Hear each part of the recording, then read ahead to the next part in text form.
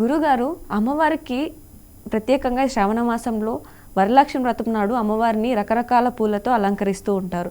So ఆ విధంగా ప్రత్యేకంగా ఏ పూలతో అలంకరిస్తే మంచి జరుగుతుంది, అలాగే ఏ నైవేద్యం పెడితే అమ్మవారి అనుగ్రహం కలుగుతుంది? ఎటువంటి పువ్వులు అనేటువంటిది అమ్మవారికి వాసన అనేటువంటిది, సువాసన వచ్చేటువంటి పూలు అంటే జాజులు, మల్లెపూలు, గులాబీలు, చామంతులు, ఇటువంటి పువ్వులు ఉంటాయి. కొంచెం సువాసన కలిగినటువంటి పూలతో చేయటం అనేటువంటిది. అలాగే తామర పుష్పాలు అంటే అమ్మవారికి చాలా ఇష్టం.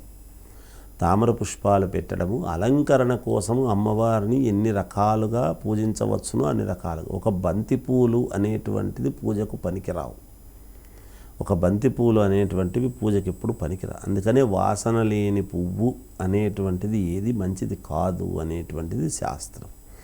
ఎంతో కొంత వాసన అనేటువంటిది ఉంటుంది. వాసన వచ్చేటువంటి పుష్పాదులతోనే పూలతో మనము పూజ అనేటువంటిది అర్చనం చేయటం జరుగుతుంది. అలాగే చెయ్యాలి కూడా.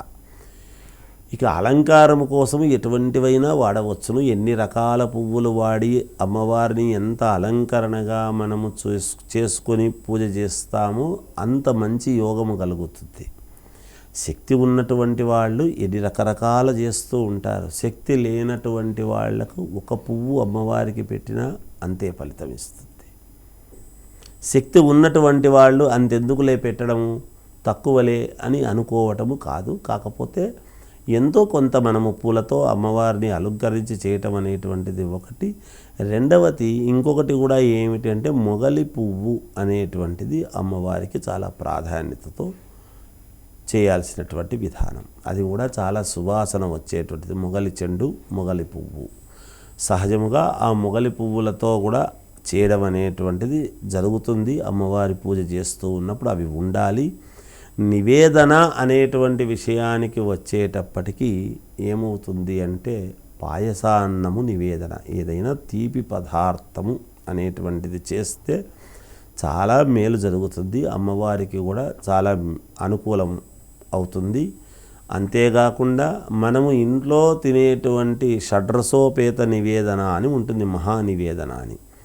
మనము చేసిన ప్రతి పదార్థము కూడా అమ్మవారి ముందు ఒక్కసారి పెట్టి అలా నీళ్లు చల్లి అమ్మవారికి చూపించి సత్యం వర్తేన పరిశించామి అని ఇది మంత్రం చెబుతారు అర్చకులు. చెప్పి అలా నివేదన చేసి అలా అమ్మవారికి చూపించి ఆ తర్వాత అందరికీ కూడా పెట్టడం అనేటువంటిది సాంప్రదాయముగా వస్తూ ఉండేటువంటి విషయం.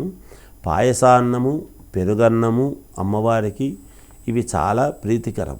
అలాగే పులిహోర, ఈ పులిహోర అనేటువంటిది పాయసాన్నము తీపి పదార్థము, పెరుగన్నము చల్లడిది చల్లముద్ద, ఈ మూడు చాలా ప్రత్యేకముగా అమ్మవారికి నిరంతరము పెట్టాల్సినటువంటివి.